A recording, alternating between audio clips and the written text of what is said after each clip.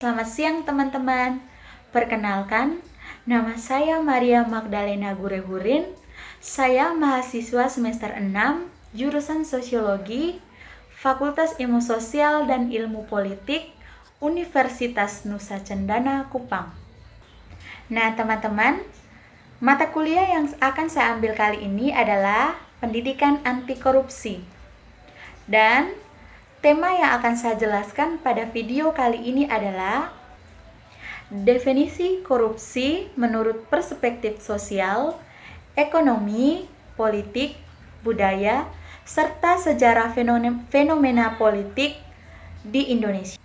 Nah, teman-teman, sekarang kita masuk pada pembahasannya. Pertama-tama, kita harus mengetahui apa itu korupsi.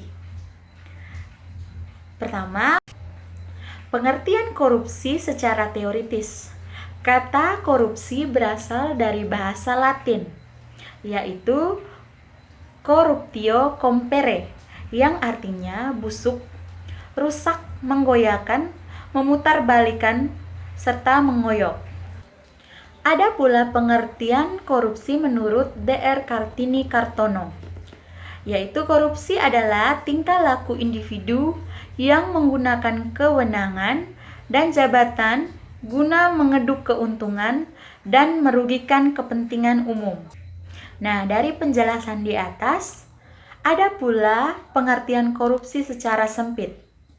Korupsi atau rasuah adalah tindakan pejabat publik, baik politisi maupun pegawai negeri, serta pihak lain yang terlibat dalam tindakan itu yang secara tidak wajar dan tidak legal menyalahgunakan kepercayaan publik yang dikuasakan kepada mereka untuk mendapatkan keuntungan sepihak.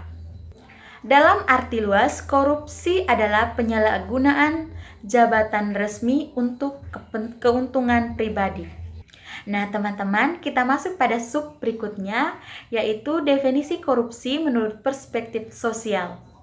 Secara harafiah, korupsi adalah perilaku pejabat publik, baik politikus maupun pegawai negeri, yang secara tidak wajar dan tidak legal memperkaya diri atau memperkaya mereka yang dekat dengannya.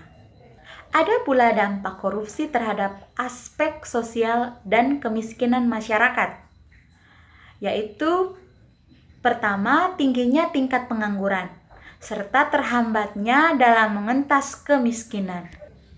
Kemiskinan di suatu negara disebabkan karena tingginya pengangguran. Dan salah satu penyebab tinggi tingkat pengangguran di suatu negara adalah berkuasanya para pelaku koruptor.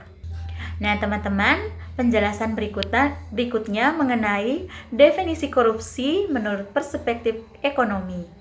Tindakan korupsi merupakan tindakan yang sangat merugikan negara.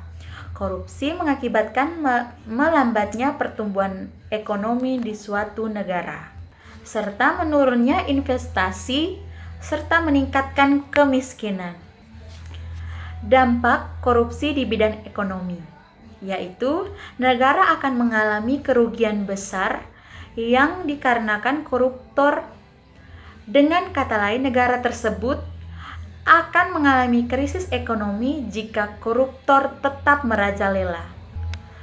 Yang berikut, rakyat akan semakin miskin. Negara akan mengalami kericuhan atau demo yang besar karena kemiskinan meluas akibat korupsi. Pada sub yang keempat, yaitu menjelaskan tentang definisi korupsi menurut perspektif politik.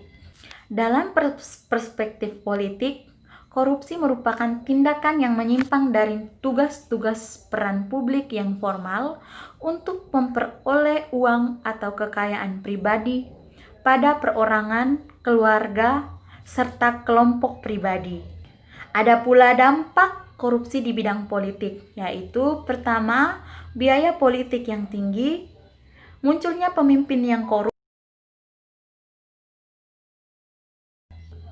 fungsi pemerintah yang mandul, hilangnya kepercayaan masyarakat kepada lembaga negara, hilangnya kepercayaan publik pada demokrasi, serta hancurnya kedaulatan rakyat.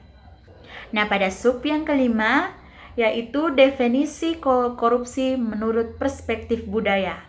Dalam perspektif budaya, korupsi menjadi suatu yang dianggap biasa karena telah dilakukan baik secara sadar maupun tidak sadar. Dalam sikap hidup sehari-hari, jika dikategorikan secara berjenjang, perilaku seseorang terhadap praktik korupsi dimulai dari sangat primitif, anti korupsi dan sangat anti korupsi. Nah, pada pembahasan sub yang terakhir, yaitu sejarah fenomena korupsi di Indonesia. Sejarah korupsi di Indonesia berkembang secara sistematik. Bagi banyak orang, korupsi bukan lagi merupakan suatu pelanggaran hukum, melainkan sekedar suatu kebiasaan. Dalam seluruh penelitian perbandingan, korupsi antar negara di Indonesia selalu menempati posisi paling rendah.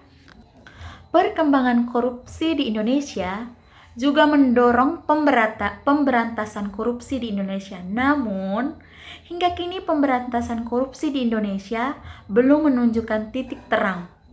Melihat peringkat Indonesia dalam perbandingan korupsi antar negara yang tetap rendah. Hal ini juga ditunjukkan dari banyaknya kasus-kasus korupsi di Indonesia yang tidak pernah selesai.